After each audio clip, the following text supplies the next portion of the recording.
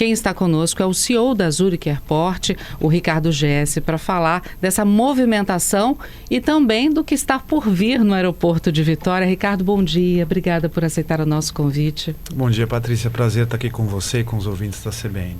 Bom, vamos recuperar um pouquinho a história para o nosso ouvinte. Lá em março de 2019, a Zurich ganhou o leilão dos aeroportos de Vitória, aqui no Espírito Santo, e Macaé, no Rio de Janeiro. E você assumiu o comando logo em seguida, né? Logo em seguida, em 2020. O que vocês esperavam ao longo de todos esses anos, né? Como é que vocês, muitas mudanças, muitas coisas aconteceram, mas como é que a empresa via o aeroporto de Vitória naquela época, vislumbrava para o aeroporto de Vitória naquela época e agora em 2025? Como é que está esse histórico para vocês, essa comparação para vocês? É um histórico positivo. A gente sempre acreditou no potencial do aeroporto de Vitória, sempre acreditou no potencial de tráfego, no potencial de desenvolvimento imobiliário. E vamos lembrar que eu assumi no começo de uma pandemia, onde nós tínhamos muitas incertezas de como a aviação ia se desenvolver.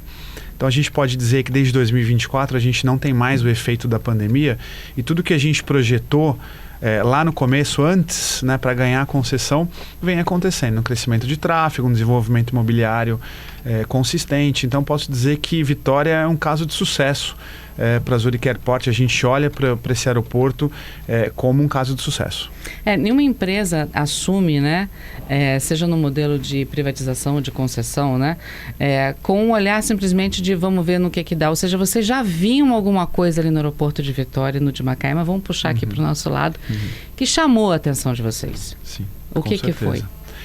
Foram basicamente duas coisas. Quando você faz uma projeção dessa, de um business case desse, você basicamente tem que olhar para a projeção de passageiros, né, porque você acredita como o tráfego vai se desenvolver, e o tráfego no final acaba sendo o mais importante para um aeroporto. O aeroporto vive de passageiros que chegam e saem, essa com certeza é a principal receita. E depois o desenvolvimento imobiliário. Nós temos uma área central de Vitória, né?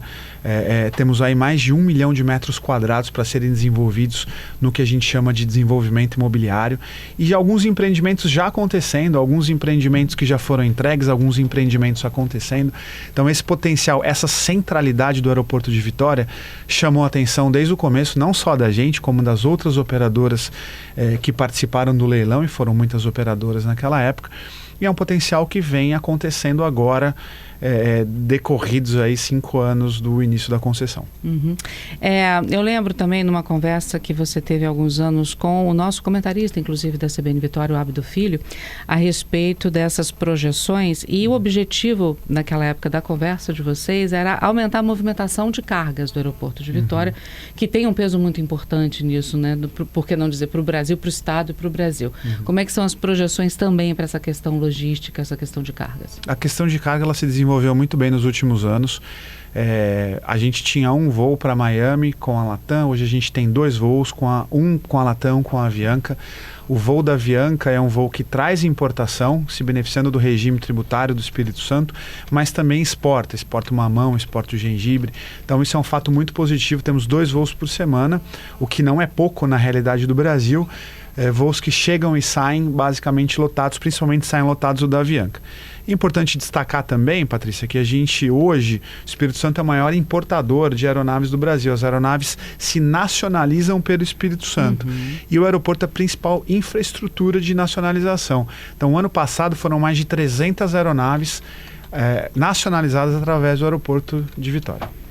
Como é que é esse trâmite, né? Porque a gente fica nessa questão, o aeroporto não é um aeroporto internacional de passageiros, mas recebe a aeronave, a aeronave são nacionalizadas aqui. Como é que é esse trâmite legal? E eu já te aproveito e pergunto sobre viagens internacionais, voos internacionais no aeroporto de Vitória, que muitos dos nossos ouvintes dos capixabas também cobram e pedem. Claro. Na verdade, o aeroporto é um aeroporto alfandegado. Ele não recebe voos internacionais, mas ele está preparado para receber. Ele é um aeroporto alfandegado, que é um grande diferencial também.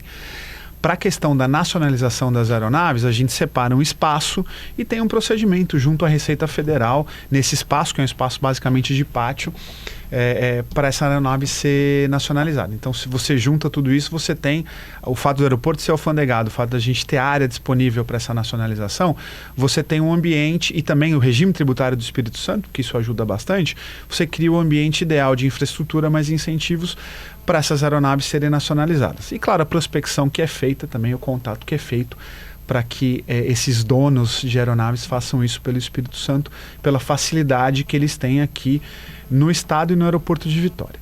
Com relação ao tráfego, a gente tem visto um grande desenvolvimento a partir desse ano dos voos domésticos, né?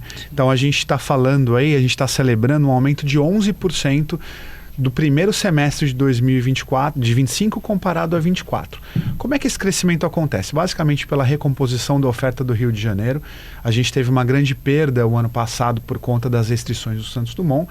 Então essa oferta foi recomposta e nós tivemos um aumento também de voos para Guarulhos, o que ajudou a gente ter esse crescimento.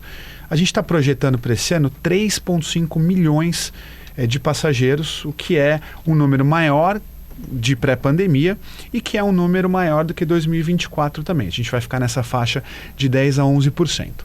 Quando você fala dos voos internacionais, é uma coisa que ele depende basicamente, um voo internacional para acontecer, depende de alguns fatores. Então, o que vai fazer os voos internacionais acontecerem aqui no aeroporto de Vitória? A concentração dos voos domésticos, o aumento dos voos domésticos vai gerar o volume suficiente de passageiros para os voos internacionais. Então é um processo que acontece, é um processo gradativo. A gente entende que existe potencial, mas é algo que a gente conversa constantemente com as companhias aéreas, a gente mostra o potencial e a gente entende que por enquanto, pelo menos para 2025, nós não vemos uma perspectiva, mas é um trabalho constante que a gente faz. A companhia aérea vai operar um voo internacional quando tiver provado lá uma quantidade de passageiros que sustente o voo. Então essa é a matemática por trás. Bom, falando dos voos domésticos, né, dos passageiros, a gente vem gradativamente aumentando o número de passageiros, como você já disse também, um aumento de voos. O número de voos aumentando para o Rio de Janeiro, para o Galeão, foi a principal mudança para esse aumento? Nesse ano nesse primeiro semestre foi, sim. A gente tem hoje 10 voos diários para o Galeão, uma oferta até maior que a gente tinha antes das restrições do Santos Dumont. Então essa restrição do Santos Dumont penalizou muito o tráfego Vitória-Rio de Janeiro, um tráfego étnico muitas vezes, um tráfego, a gente percebia muito de final de semana, né? O capixaba ia para o Rio passar o final de semana, o carioca vinha para cá passar o final de semana e com a diminuição da oferta esse movimento parou. Né, esse movimento diminuiu bastante. Pouco a pouco, essa oferta foi recomposta e hoje a gente tem uma oferta até um pouco maior. E também uma oferta para um outro hub importante que é Guarulhos, né, Guarulhos principalmente também para voos internacionais, para deixar a conexão mais fácil, mais fluida. E a gente vai ter, a partir do segundo semestre, algo muito importante que é o voo para Brasília, né, mais uma frequência para Brasília que a Latam começa a operar, então vai acontecer a partir de agosto. E a gente percebe também, Patrícia, que as ocupações, os voos, estão aumentando um pouco. Né? Então ela estava na faixa aí dos 71%, 72%, hoje ela está na faixa dos 73%, 74%. Claro que você tem um tempo ainda para preencher essa ocupação, para novos voos virem.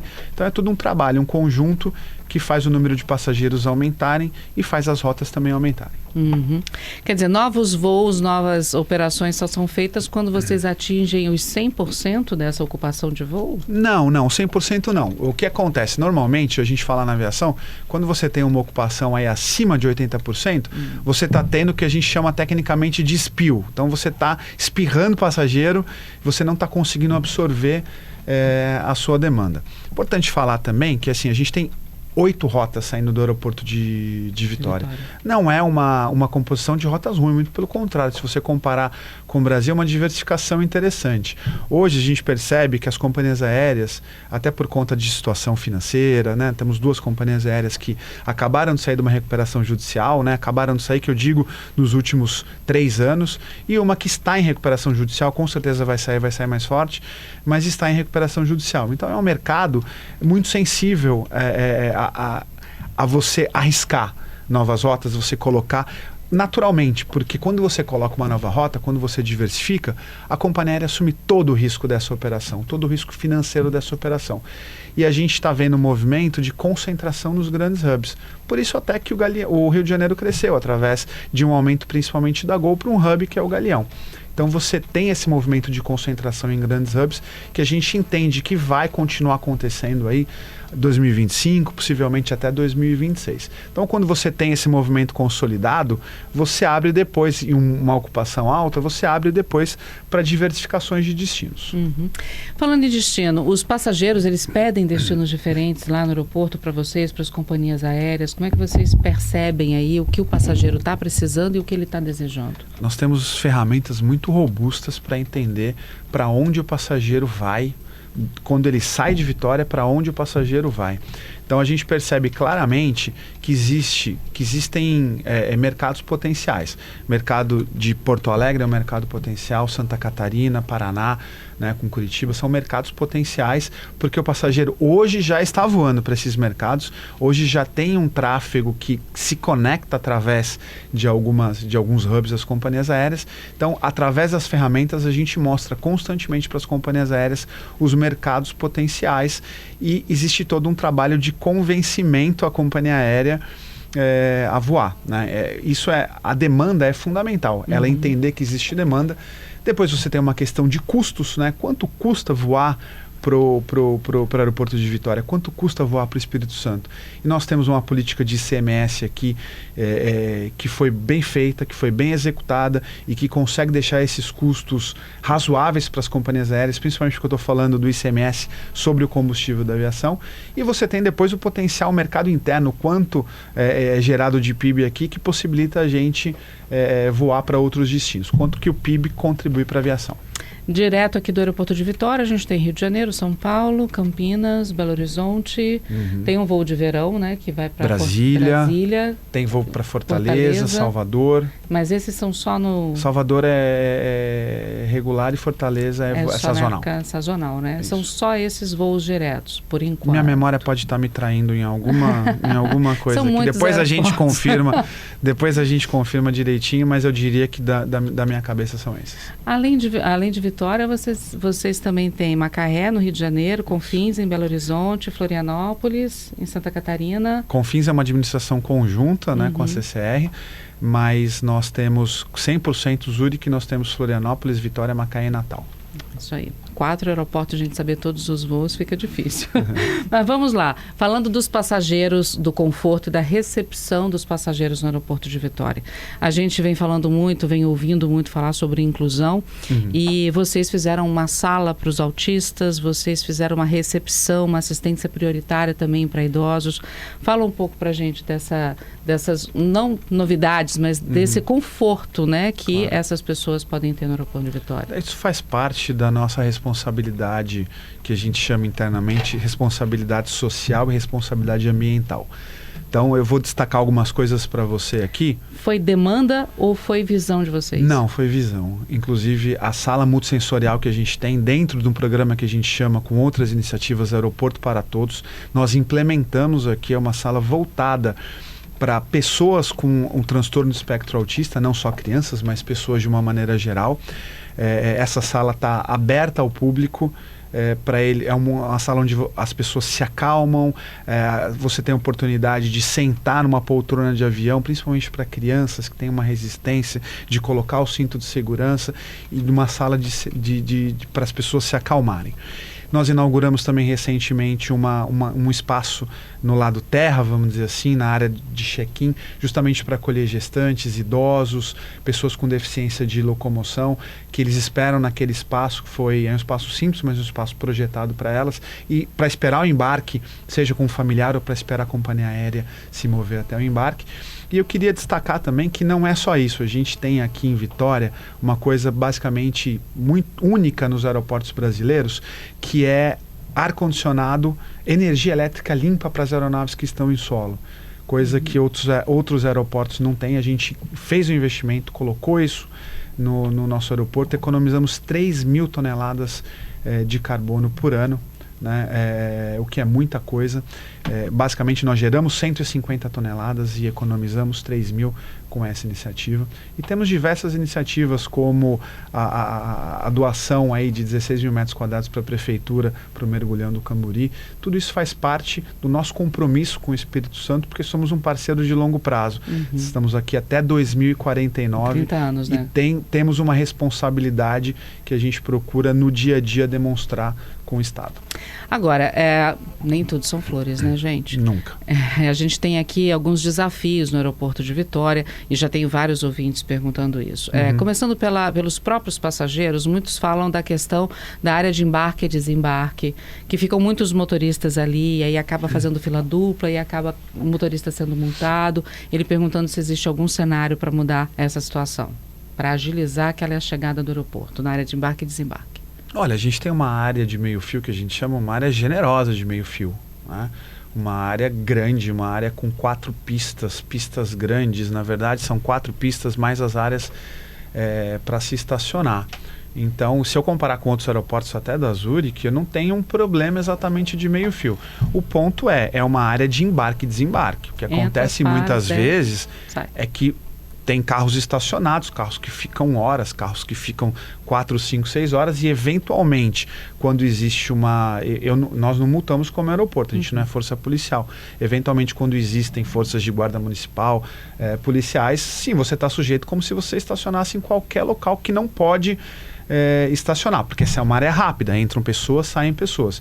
Eu não vejo nenhum movimento de pessoas serem multadas porque pararam, esperaram o ente alguns minutos, o familiar, e saíram tranquilamente. Isso não acontece. Agora, se você estacionar, você vai estar sujeito. Essa área de embarque e desembarque do aeroporto de Vitória é a maior que vocês têm?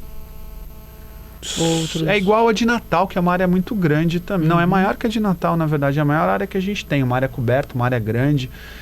E assim, se você entende que você vai ficar mais de 30 minutos esperando, ou 20, 40, 50 minutos, 1 hora, o voo atrasou, aconteceu alguma coisa, tem a opção de você circular, deixar no estacionamento fora, tem a opção de você deixar no estacionamento do aeroporto. Agora, se você estacionou numa área, funciona para o aeroporto, funciona para todo lugar. Estacionou numa área que não pode, você infelizmente está sujeito. Respondemos o Márcio, olha, o Hélio e o Sandro aqui perguntando sobre o apagão que o aeroporto teve. O problema foi identificado, foi corrigido, tem risco de acontecer de novo? Eu agradeço ao Hélio a oportunidade de fazer esse esclarecimento. Na verdade, existia um pico de energia na área do aeroporto. O aeroporto continuou funcionando normalmente. As áreas que a Zurich tem a responsabilidade, terminal de passageiros, pista, todas as áreas de infraestrutura continuaram funcionando porque o nosso gerador entrou. Existe uma área de torre de controle que não é responsabilidade da Zurich Airport, é responsabilidade da Nave Brasil, que é uma empresa pública. Nós prestamos o auxílio para eles quando eles precisam, nós estamos juntos, mas eu não posso fazer a manutenção, eu não posso ser responsável por essa área.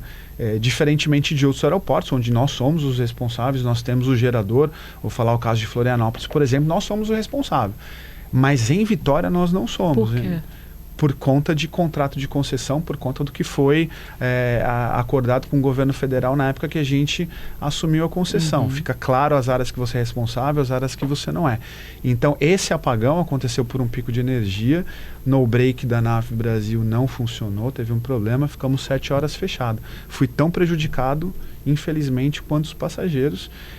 Existe um responsável, a gente conversa, a gente tem uma parceria, tudo que a gente pode fazer, a gente faz para que não aconteça. Agora, infelizmente, gostaria de dar uma resposta que tudo foi resolvido, mas assim, existe um responsável, esse responsável tem que ser apontado. Alguma chance de vocês trazerem a responsabilidade para vocês? Eu acho que você tem uma empresa pública competente, eficiente, com um problema pontual, e eles têm que dar vazão a essa... eles são uma excelente empresa, eles prestam o serviço deles, o problema que aconteceu foi pontual, então a gente acredita e vê no dia a dia que essas coisas estão sendo bem feitas. Não vejo porquê da gente assumir essa responsabilidade, mas é importante falar, as responsabilidades têm que ser imputadas para quem é devido. Se a gente tem um problema, como a gente já teve outros problemas, a gente precisa procurar os meios de corrigir. Se a gente não teve, a gente precisa auxiliar a empresa que está lá, mas nunca assumir a responsabilidade de fazer, porque nós não podemos. E o que aconteceu? Precisava de que alguém da empresa de energia fosse até lá? Vocês têm alguém da empresa de energia que fique normalmente ali na região? Por que demorou?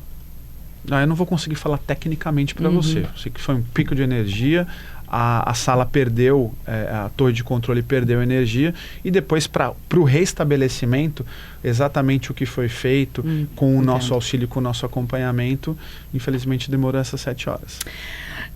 Bom, ouvintes perguntando, né? Os capixabas deixam de viajar mais para voos diretos, porque não tem voos diretos para o Nordeste, como a gente citou, né? Fortaleza, que é sazonal. É verdade. Salvador, que só tem para Salvador, né? Direto. O fato de você ter um destino acessível aumenta o número de viagens. Agora, isso me dá a chance também de falar uma coisa que eu acho muito importante, Patrícia, que assim, não é só o capixaba viajando. A gente precisa que outras pessoas do Brasil e do mundo conheçam o Espírito Santo e venham para cá. Porque isso vai possibilitar que a gente tenha mais voos para a gente sair daqui e ir para esses outros destinos. E isso só vai acontecer com esforços para divulgação do Espírito Santo, de Vitória, de todos os produtos que a gente tem. A gente tem bons produtos, a gente tem serra, a gente tem mar, né? A gente tem um destino sol e praia, a gente tem um destino serra, a gente tem um destino gastronômico.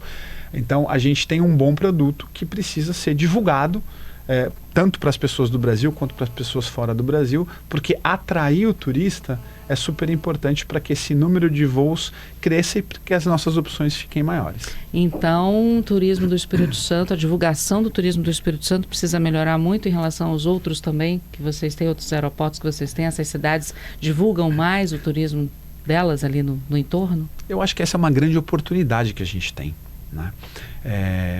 Você tem destinos absolutamente estabelecidos no Brasil que fazem esse trabalho há 30, 40 anos. Né? Então a gente cansou de ver nas novelas da Globo os destinos do Nordeste aparecendo. Né? Isso cria uma vontade na gente de ir no Brasil inteiro, talvez no mundo inteiro. Então são destinos estabelecidos e visitados. O que a gente já vem fazendo, né? Claro, a gente divulga o destino Espírito Santo. O que eu estou falando aqui a nossa capacidade como Estado, como cidade, de transformar isso num programa de Estado, né, não só de governo, e de, durante muito tempo, promover o destino turístico, vai fazer a diferença para o número de turistas que vão vir nos próximos anos. Então, eu não enxergo isso como o que foi feito, o que não foi feito. Com certeza, o Espírito Santo tinha muitas outras prioridades, e eu acho que o turismo, a gente chega numa hora que o turismo pode se tornar prioridade para a divulgação. Não basta só sair, né? Tem que ter alguém para voltar. Essa conta tem que fechar, né? Então, divulgar mais o turismo do Espírito Santo. Com certeza, uma aliança pelo turismo com todos os stakeholders para que a gente promova um produto que é muito bom. Nós temos aqui várias perguntas de ouvintes. A gente já está indo para o Repórter CBN, já chamou? Vamos para o Repórter CBN, daqui a pouco eu volto para a gente conversar um pouco mais com o Ricardo Jesse e responder mais algumas perguntas de vocês. De volta com o nosso CBN Vitória, nós estamos aqui com o CEO da Zurich Airport, conversando na CBN no estúdio, você pode ver pelo YouTube, pelo nosso aplicativo também, falando sobre as conquistas e os desafios do aeroporto de Vitória. Desde 2019, né, quando a Zurich conseguiu a concessão para administrar o aeroporto da capital do Espírito Santo e também de Macaé, no Rio de Janeiro. Já falamos sobre muitas mudanças que aconteceram, falamos do desafio, o maior desafio hoje, então, seria realmente a divulgação do turismo para o movimento aumentar ainda mais o turista, Ricardo? Eu acho que como desafio de todos os aeroportos, Patrícia, eu tenho que falar do crescimento de tráfego. Né? A gente vive pelo desenvolvimento do tráfego, trabalha dia e noite pelo desenvolvimento do tráfego. Como é que o tráfego, o tráfego de um estado, de um aeroporto se desenvolve? Você tem algumas variáveis aqui. Você tem o PIB da região que você está. Né? Então, quanto mais renda você tem, mais pessoas viajam, e a gente tem um dos maiores PIBs per capita do Brasil aqui no Espírito Santo. Você tem o custo e consequentemente, o preço dessa passagem. Então, se a passagem tiver R$1.000, eu vou viajar uma vez por ano. Se a passagem tiver R$100, talvez eu viaje 5 vezes por ano. Então, isso é muito importante. A gente tem, como eu disse anteriormente, uma política de ICMS para o combustível da aviação que ajuda esse custo a ser menor, a ser mais controlado. Então foi uma política assertiva do governo do estado. E você tem na outra variável as pessoas que vêm visitar o estado, que ele tem um efeito que a gente chama na aviação de efeito catalítico. Então essa pessoa vem, o turista vem, ele gasta o seu dinheiro aqui, ele gera imposto, gera emprego e gera mais renda. Então, um turista, ele vai gerar mais viajantes de uma maneira geral, por isso que eu coloco a promoção do Estado como tão importante, uma vez que você tem um custo competitivo, uma vez que os movimentos de crescimento da população não são, né, não vai crescer de 8 milhões para 9, para 10, para 11 milhões. Os custos competitivos, uma boa renda, você tem que entrar no estágio de atrair os turistas para o bom produto que o Espírito Santo tem, porque isso vai gerar mais renda e vai permitir mais pessoas viajarem. Consequentemente, num período de alguns anos, o tráfego vai se desenvolver e a gente vai atingir níveis maiores. Vários ouvintes aqui questionando a questão dos voos internacionais. Tem ouvinte perguntando quando é que eu vou direto para a Europa, para os Estados Unidos, saindo de Vitória. Eu acho que esse é um grande sonho, né? E eu diria que a gente vai conseguir ter voos diretos aqui para outros destinos, né? Sejam destinos Europa, Mercosul, Estados Unidos, quando a gente tiver uma malha interna robusta, quando a gente tiver ocupações altas, quando a gente tiver muita gente visitando o Espírito Santo para fazer turismo, aí a gente tem as condições adequadas da companhia aérea ter a segurança, ter o número de passageiros e ter a segurança de investir numa rota transatlântica ou de investir numa rota para o Mercosul.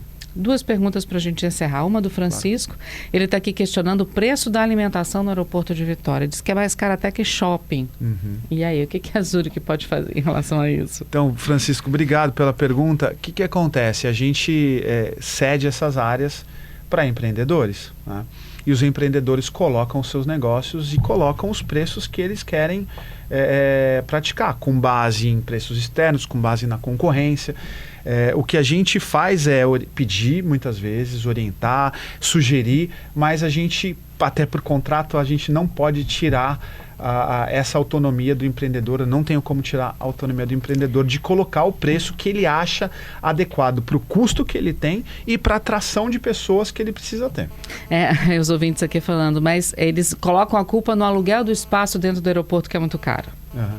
Olha, eu não acho que o aluguel do espaço do aeroporto é mais caro que um shopping, por exemplo. Uhum. A gente pode até fazer essa pesquisa depois, mas eu converso com qualquer um dos nossos lojistas, vamos fazer uma comparação com o shopping. Eu acho que a estratégia que eles têm, né, de posicionamento do produto, e a quantidade de pessoas que eles querem atrair. Agora, é claro que você tem um ambiente competitivo, né? Você, quando vai para o aeroporto, você entende o preço, você entende o seu momento de consumo e você entende se você quer ou não consumir. Com base nisso, você tem o consumo total do aeroporto. Agora a última.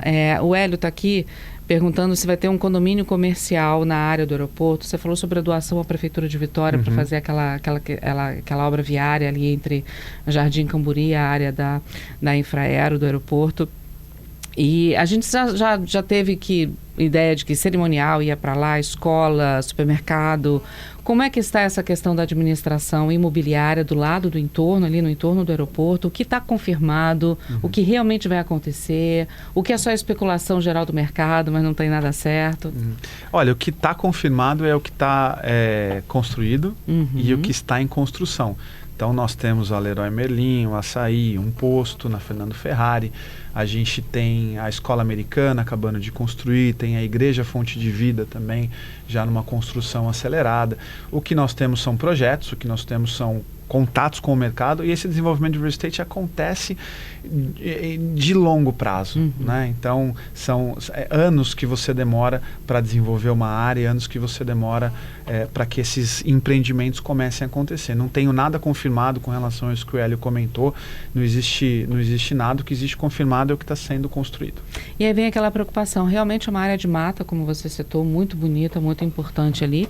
E aí o ouvinte pergunta a questão da segurança de se ter uma construção perto do aeroporto e a questão ambiental de se tirar a mata para fazer algum tipo de construção. Já foi perdido um pedacinho ali da esquina por conta da obra da prefeitura. A questão também é a preocupação com o meio ambiente. Eu acho que essa preocupação da Zurich também, né? Te falei aqui de alguns projetos ambientais que a gente tem, então nossa preocupação com o meio ambiente é constante. O que é importante falar é que, assim, todos esses projetos, todos os que já aconteceram, no futuro que vão acontecer, eles precisam ser autorizados pelos órgãos ambientais competentes. E você tem no aeroporto áreas de preservação permanente, que ninguém pode mexer, nem com qualquer projeto, com qualquer... Impossível de mexer, porque são áreas de preservação permanente, áreas de mangue, áreas que você realmente não pode fazer nada. Das áreas que é possível mexer, que você tem uma mata invasora, por exemplo, muito do que a gente vê aqui são matas não nativas, matas invasoras, por isso que existe a possibilidade de você fazer construções. Para essas áreas que é possível fazer a construção, você tem compensações ambientais. Tá? Então são estabelecidas compensações, estabelecidas mitigações, e quem for desenvolver o projeto paga essas compensações, faz essas compensações